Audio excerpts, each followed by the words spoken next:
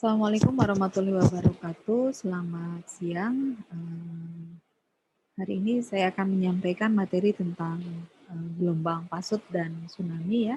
Minggu lalu kita sudah mendiskusikan mengenai gelombang, definisi gelombang, kemudian gelombang karena angin gitu ya. Nah, terkait dengan materi gelombang pasut dan tsunami, maka ada materi diskusi ya. Di sini harapannya mahasiswa setelah kita berdiskusi tentang materi pasut dan tsunami, maka mahasiswa mampu mendefinisikan apa itu gelombang pasut dan tsunami, kemudian bagaimana penyebabnya ya, dan kemudian bagaimana mekanisme terjadinya gelombang pasut dan tsunami. Kemudian untuk yang tsunami, faktor yang perlu diperhatikan dan jenis mitigasi dari tsunami itu seperti apa ya. Nah, kemudian terlebih dahulu tentang gelombang pasang surut. Jadi pasut itu adalah ada dalam berbagai bahasa ya, dimana ini misalnya untuk yang dari bahasa Inggris lama dan juga Jerman itu artinya division of time ya, bagian dari waktu, dan kemudian dari bahasa Yunani itu adalah pembagi gitu ya. Ini dimana di situ terlihat bahwa ada kondisi laut ya yang mengalami pasang dan surut pada waktu yang berbeda begitu ya. Nah, informasi mengenai pasut ini sangat diperlukan terutama bagi mereka yang tinggal di wilayah pesisir begitu. Namun demikian untuk kita sebenarnya pasut ini juga menjadi sangat penting gitu ya. Nah, terkait dengan pengukuran atau penelitian mengenai pasut, ini sebenarnya belum menggambarkan mengenai seperti apa interior dari bumi kita, gitu ya. Tetapi di sini pasut itu berpengaruh ya terhadap banyak sekali pengukuran bidang geodesi begitu ya. Saya pengukuran gaya berat ya, pengukuran GPS ya, kemudian juga pengukuran muka laut gitu ya. Nah, untuk mendapatkan ketelitian yang tinggi dari pengukuran tersebut ya, misalnya untuk pengukuran gravity kita memerlukan pengukuran sampai dengan ketelitian sekitar microgauss gitu, maka ini diperlukan satu tahap ya untuk melakukan koreksi pasang surut. Baik, nah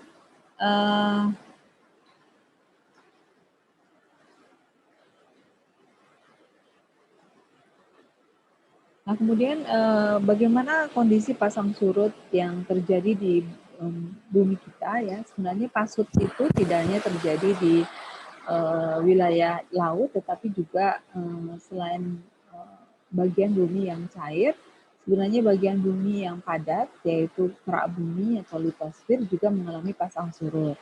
Namun pasang surut di wilayah litosfer, di bagian litosfer itu tidak karena densitas ya, dan juga kondisi daripada litosfer, maka kejadian pasang surutnya itu tidak besar, tidak signifikan ya, dalam level beberapa milimeter saja. Namun demikian untuk di wilayah pasut, di wilayah laut, maka pasang surut ini bervariasi ya. Ada yang misalnya variasi, ada yang kemudian tinggi pasang surutnya itu dalam level misalnya setengah meter, ada 1 meter ya, bahkan ada yang sampai dengan 17,5 meter begitu ya. Ini adalah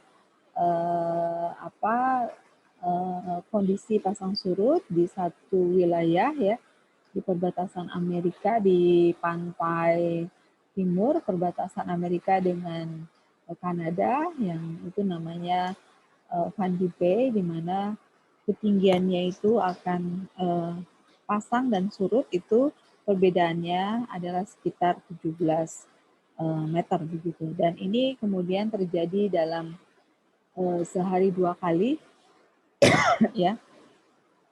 Artinya jam 6 pasang ya, kemudian jam 12 surut dan jam 6 malam itu kemudian pasang lagi ya. Ini gambaran bagaimana perubahan kondisi di pelabuhan ya yang sangat drastis karena fenomena pasang surut ini. Ya. Kemudian, nah ini tadi yang Define the Bay begitu ya, di mana di sini adalah merupakan range ya atau tinggi atau ketinggian pasut yang tertinggi ya di dunia. Nah ini kondisinya seperti ini ya, jadi airnya masuk ke dalam teluk begitu ya, di sini ada teluk dan kemudian kalau di wilayah laut terbuka ini perbedaan ketinggian pasutnya itu hanya 3 meter, namun kemudian begitu air masuk ke teluk dan kemudian teluknya menjadi menyempit ya, ini semakin dalam ya, semakin masuk ke wilayah teluknya itu volume air yang sudah masuk kemudian mengalami peninggian dari gelombang pasut ini karena pola atau bentuk dari teluknya itu semakin lama semakin menyempit begitu ya. Di bagian lautnya di depan laut terbuka itu kondisinya terbuka ya, jadi teluk yang terbuka dan kemudian semakin ke dalam semakin tertutup sehingga volume air yang sudah masuk ke teluk ini menyebabkan kemudian ketinggian yang luar biasa perubahannya antara pasang dan surut di wilayah yang di bagian dalam ini. Gitu. Kedua misalnya di Alaska ya, ini adalah ketinggiannya sekitar 12,5 meter. Ya. Di Indonesia sendiri sebenarnya bervariasi, jadi misalnya kalau kita di Pulau Jawa, di Laut Jawa itu adalah sekitar sekitar 1 sampai 1,5 meter begitu jarak antara pasang dan surut. Tetapi kalau di Indonesia bagian timur ya seperti di Irian Jaya itu tunggang pasutnya atau perbedaan ketinggian antara pasang dan surutnya bisa kemudian sampai 4 dan 5, sekitar 4 dan 5 meter begitu ya. Kemudian ini seperti di Prancis ya yang kemudian kondisi pasang surut ini digunakan oleh Castle di sini ya, yang dimana di sini pada kondisi surut menjadi pantai yang sangat landai begitu dan kemudian pada saat pasang maka ini wilayahnya menjadi tertutup oleh air begitu ya, wilayah sekitar dari Castle ini ya. Ini beberapa kondisi ya yang tidak hati-hati memperhatikan waktu kapan terjadinya pasang dan kapan terjadinya surut sehingga kapal menjadi karam ya. Ini misalnya kondisi yang di pelabuhan banyak yang mereka baru bisa masuk ke pelabuhan pada saat kondisi air sedang pasang begitu ya. Dan kapal harus segera keluar dari pelabuhan pada saat sesaat sebelum terjadi air surut begitu, ya. Untuk memastikan keamanan dari kapal. Ini contohnya misalnya ya, kondisi pasang surut ini juga sangat berpengaruh di mana kapal transport ini dia akan bisa lewat ya di bawah jembatan. Nah, ini harus perhatikan kondisi pasang surutnya karena jarak antara ya ujung kapal ini ya dengan jembatannya sangat berdekatan begitu. Nah, ini kalau secara praktis tadi ya terlihat bagaimana aplikasi dari informasi mengenai atau data mengenai pasang surut ini. Nah, kemudian secara ilmiah ini ada beberapa misalnya untuk mengkoreksi banyak sekali pengukuran geodetik begitu ya. Kemudian juga mengkoreksi data satelit altimeter ya. Kemudian untuk mendeteksi ya fenomena kenaikan muka laut dan air laut dan kemudian juga perubahan iklim global ya. Untuk kemudian natural hazard ya, untuk bencana alam, misalnya tsunami, land subsidence ya. Kemudian juga untuk proyek-proyek atmosferik ya, dinamika atmosfer ya. Misalnya untuk El Nino dan La Nina. Karena kalau kejadian misalnya La Nina ya, di mana La Nina itu adalah yang sudah kita diskusikan ya, kondisi di mana di Indonesia biasanya pada saat lanina itu hujannya luar biasa besar begitu ya. Jadi kalau ditambah dengan juga kejadian pasang tinggi, maka itu akan sangat berdampak terhadap daratan kita. Kemudian juga untuk melakukan deliminasi untuk batas maritim, ya.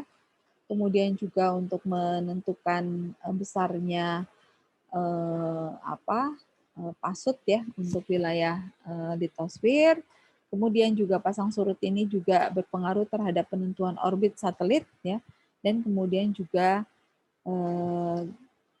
gaya pasut ini juga penting untuk dinamika dari matahari dan galaksinya. Ya.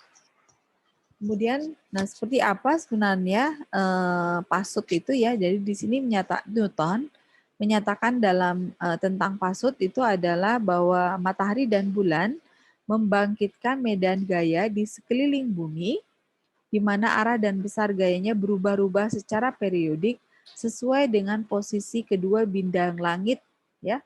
Itu dalam hal ini matahari dan bulan terhadap posisi bumi, ya. Dan gaya-gaya inilah yang kemudian membangkitkan pasang surut yang disebut selanjutnya adalah gaya pembangkit pasang surut ya. Nah, gaya pembangkit pasang surut ini, maka tadi kalau disampaikan dari pernyataan Newton itu adalah gaya utamanya ya. Penyebabnya tadi adalah ada dua, yaitu gaya tarik bulan dan gaya tarik matahari. Namun demikian di antara kedua gaya tersebut, maka gaya utamanya adalah gaya tarik bulan ya. Di mana besarnya gaya tarik bulan hampir ya 2 kali lipat dari besarnya gaya tarik matahari. Nah, hal ini mengapa hal ini terjadi? Karena posisi dari bulan itu jauh lebih dekat ke bumi begitu ya dibandingkan jarak antara matahari kepada bumi ya.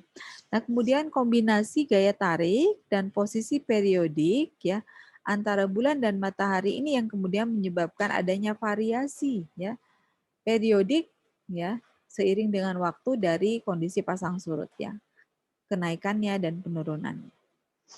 Nah, kemudian tadi seperti saya sampaikan, jadi pasang surut itu ada yang pasang surut laut, ya ada yang pasang surut yang bagian bumi, litosfer, ada juga pasang surut yang atmosfer begitu ya. Nah, kemudian yang akan kita diskusikan itu adalah yang terkait dengan pasang surut laut ya. Nah, jadi seperti tadi sampaikan bahwa di sini adalah bumi kita ya, dan bumi kita ini mengalami gaya tarik oleh massa yang ada di bulan ya. Dan bulan ini merupakan satelit bumi kita yang senantiasa mengelilingi bumi kita begitu ya. Nah, karena jaraknya antara bumi dengan bulan itu jauh lebih dekat dibandingkan dengan bumi dan matahari, maka faktor ya penyebab terjadinya pasut di bumi itu sebagian besar disebabkan karena bulan begitu ya. Nah, jadi karena gaya tariknya maka kemudian hampir seluruh massa di permukaan bumi itu akan mengalami gaya tarik dan kemudian ada perubahan atau distribusi massa ya. Nah, untuk yang litosfer karena densitasnya yang sangat tinggi ya, maka kemudian distribusi massa atau deformasi massanya itu tidak terlalu besar, tidak terlalu kelihatan gitu ya. Alhamdulillah. Kalau kita bayangkan kalau bumi kita yang kita tinggali ini adalah memiliki pasang surut yang ya range-nya besar, wah kita tidak bisa tinggal diam gitu ya. Kemudian nah berbeda dengan kondisi yang unit massa yang ada di lautan, di mana lautan ini karena sifatnya yang cair, maka begitu diberi gaya maka akan mengalami berbagai perubahan, terutama perubahan posisi begitu ya. Nah, ini yang kemudian perubahan posisi dari dari yang diakibatkan karena daya tarik bulan itu yang kemudian dinamakan gelombang pasut begitu ya. Nah, selain pada masa yang ada di bumi kita, di permukaan bumi, selain bekerja ya gaya tarik karena bulan ya, pada saat yang sama ya pada unit massa tersebut juga bekerja gaya penyeimbangnya. Itu yang kemudian dinamakan gaya sentrifugal, begitu ya. Nah, oleh karena itu maka gaya tarik gaya pasang surut itu gaya pembangkit pasang surut itu terdiri dari gaya atraksi ya, gravitational attraction yang disebabkan oleh bulan dan kemudian gaya penyeimbangnya yang itu dinamakan gaya sentrifugal ya. Dan kemudian gabungan antara kedua gaya itu yang kemudian kita namakan sebagai gaya pembangkit pasang surut yang merupakan resultan dari gaya tarik bulan dan kemudian gaya sentrifugal daripada bumi yang berotasi begitu ya. Kira-kira seperti ini ya. Jadi ini ada bulan, kemudian ada gaya tarik bulan yang itu arahnya ya menuju ke bulan ya. Nah, kemudian di sisi yang lain agar sistem bumi ini dan sampai saat ini memang sistem bumi ini tetap seimbang meskipun terus-terusan ditarik oleh bulan begitu. Nah, itu pasti ya ada gaya penyeimbangnya ya terhadap gaya tarik bulan tadi. Nah, itu yang kemudian dinamakan sebagai gaya sentrifugal ya. Nah, kalau gaya tarik bulan itu besarnya tergantung dari jarak antara massa yang ada di bumi dengan bulan, begitu ya. Nah, ini yang kemudian mengikuti hukum Newton ya. Ini adalah gaya gravitasi dari bulan yang itu adalah besarnya sama dengan G M ya. M-nya ini adalah massa bulan dibagi R kuadrat. Ini adalah jarak antara bulan dengan unit massa ya yang ada di permukaan bumi ya. Nah, kemudian berikutnya dikurangi dengan gaya sentrifugal ya. Nah, gaya sentrifugal itu adalah nilainya sama di seluruh permukaan bumi ya. Nah, beberapa besarnya gaya sentrifugal itu ya. Nah, besarnya itu adalah sama dengan gaya tarik bulan pada pusat massa bumi begitu ya. Nah, di sini ya. Jadi ini yang kita mengetahui, kita mengukur terlebih dahulu ya besarnya gaya tarik dari bulan dan kemudian berikutnya untuk menentukan persamaan gaya sentrifugal ini, maka kita menggunakan logika ya bahwa besarnya gaya tarik bulan itu diimbangi dengan gaya sentrifugal ya. Nah, gaya sentrifugal itu dan gaya tarik bulan itu sama dengan 0 itu ada di pusat massa bumi ya. Sehingga besarnya gaya tarik besarnya gaya sentrifugal itu sama dengan besarnya gaya tarik bulan di pusat massa bumi gitu ya. Dan ini karena setiap unit massa mengalami kondisi yang sama, maka nilai gaya sentrifugal di setiap titik di permukaan bumi atau di bumi itu mempunyai nilai yang sama, ya, yaitu sama dengan nilai gaya tarik bulan, ya, di titik pusat massa bumi, ya. Nah, hanya perbedaannya kalau yang tadi R ini adalah jarak antara titik pusat massa bulan dengan ya posisi dari unit massa. Nah, kemudian kalau yang sentrifuga itu sama dengan G kali M ya dibagi R kuadrat. R kuadrat ini adalah jarak antara titik pusat ya. Titik pusat massa ya, jarak antara titik pusat massa bulan ya dengan titik pusat massa bumi ya. Ini yang kemudian kita namakan ini ya. Ini yang kita namakan sebagai R. Kemudian kalau ini ya, ini sampai dengan pusat massa bulan ya. Ini asumsi saja itu ya. Ini ada yang kemudian kita namakan sebagai R. Ya. Gitu. Baik, sehingga kemudian kita mendapatkan bahwa besarnya gaya pembangkit pasut itu adalah ya besarnya gaya gravitasi karena bulan ditambah dengan gaya penyeimbangnya yang kemudian itu kita namakan sebagai gaya sentrifugal ya. Nah, kemudian pada saat pada existingnya ya karena akibat adanya gaya penyeimbang ini maka ya di bumi kita itu akan mengalami pasang tidak hanya ya wilayah yang itu dekat ke bulan ya di sini bulan, tetapi juga wilayah yang di baliknya ya di sebaliknya. Nah, Kalau di sini yang bekerja adalah gaya tarik bulan, ya. Kalau di sini yang bekerja itu adalah gaya sentrifugal. Ya, sehingga setiap saat di bumi itu pasti ada dua cembungan gitu ya. Yang itu disebabkan karena kalau yang dekat ke bulan berarti itu disebabkan karena gaya tarik bulan, dan kemudian kalau di wilayah sebaliknya itu yang kemudian kita namakan sebagai gaya sentrifugal ya, gaya penyeimbang ya, seperti itu. Sehingga kondisi sistem di bumi masih tetap sama ya, tidak mengalami perubahan. Baik, itu. Nah, kemudian terkait dengan tipe dari pasut ya, ada berbagai tipe. Nah, ini tipe ini ditentukan oleh hubungan antara matahari, bulan, dan kemudian lokasi di bumi begitu ya. Nah, kemudian juga hal yang lain juga terkait dengan pola dari atau kedalaman dari dasar lautnya ya. Ini juga akan menghasilkan variasi dan variasi dari tipe pasang surut ya. Nah, ada 3 tipe ya. Tipe pertama itu adalah tipe yang diurnal ya. Jadi pasang surut tipe diurnal, kemudian yang kedua adalah semi diurnal, dan kemudian yang ketiga itu adalah campuran. Nah, yang diurnal itu seperti apa ya?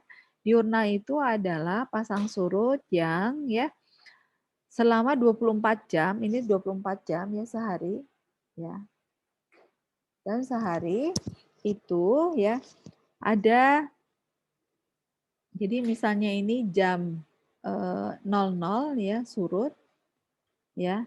Kemudian jam 12 itu pasang ya.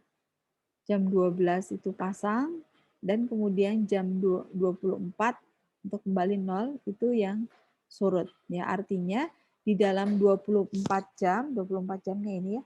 Di dalam 24 jam itu terjadi kondisi 1 kali pasang dan 1 kali surut begitu ya. Ada juga menyatakan bahwa tipe harian gitu ya, untuk diurnal itu. Kemudian yang kedua ini adalah tipe diurnal ya, di mana di dalam tipe semi diurnal ya. Nah, di mana di dalam semi diurnal itu terjadi 2 kali pasang dan 2 kali surut dalam 24 jam ya. Ini contohnya misalnya. Ini dalam periode 24 jam ya. Kemudian di sini ada satu puncak ya, puncak kedua, dan kemudian ada surut pertama dan surut kedua begitu ya. Jadi dalam semi diurnal artinya dalam 24 jam itu ada kejadian ya 2 kali pasang dan kejadian 2 kali surut ya. Kemudian yang berikutnya adalah tipe campuran. Nah, tipe campuran ini sulit dideteksi karena polanya yang kemudian bervariasi begitu ya. Nah, di sini kita bisa mendeteksi ya mana yang kemudian karena akibat pasang ya, mana yang akibat diurnal, mana yang kemudian akibat semi diurnal ya. Yang kemudian nanti bisa kita definisikan dan kemudian kita hitung ya untuk menentukan ini tipe pasut ya, diurnal atau semi diurnal ya. Tuh ini yang tadi ya, yang lebih jelasnya. Ya, ini yang mix ya. Ini ketinggiannya mengalami perubahan, tapi kadang-kadang juga misalnya ada juga yang polanya itu tidak terlalu berubah jauh, tetapi akan mengalami misalnya seperti ini, ya, kecil saja, begitu. Ya. Kadang ada juga yang seperti ini kondisinya. Ya. Ini adalah untuk tipe campuran. Ini yang semi diurnal, artinya di dalam 24 jam di sini ya ada kejadian 2 kali pasang ya, ini dan ini ya, 2 kali pasang dan kemudian 2 kali surut ya. Ini surut pertama dan ini surut kedua begitu ya. Nah, kemudian yang berikutnya ini yang diurnal, artinya di dalam 24 jam itu hanya kejadian 1 kali surut dan kemudian 1 kali pasang begitu. Nah, ini adalah gambaran bagaimana pergerakan dari air ya karena gelombang pasut ya. Jadi kita lihat di sini pusaran ya.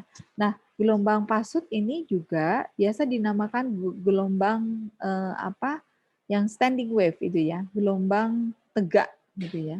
atau gelombang sesaat gitu, yang dia hanya berputar di titik-titik amplidomiknya. Nah, ini akan terlihat titik amplidomiknya ya, yang itu senantiasa dikelilingi secara terus-menerus ya oleh air yang ada di bumi kita.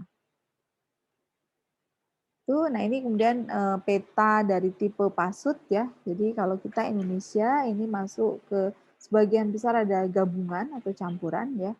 Dan kemudian beberapa bagian seperti di Kalimantan bagian timur dan kemudian juga dari sini ya Malaysia, Singapura, kemudian Indonesia di Pulau Sumatera yang bagian barat itu yang kemudian mengalami mempunyai tipe diurnal ya, tipe diurnal begitu. Mungkin itu untuk materi saya dan saya kira cukup dan sampai ketemu di materi selanjutnya. Assalamualaikum warahmatullahi wabarakatuh.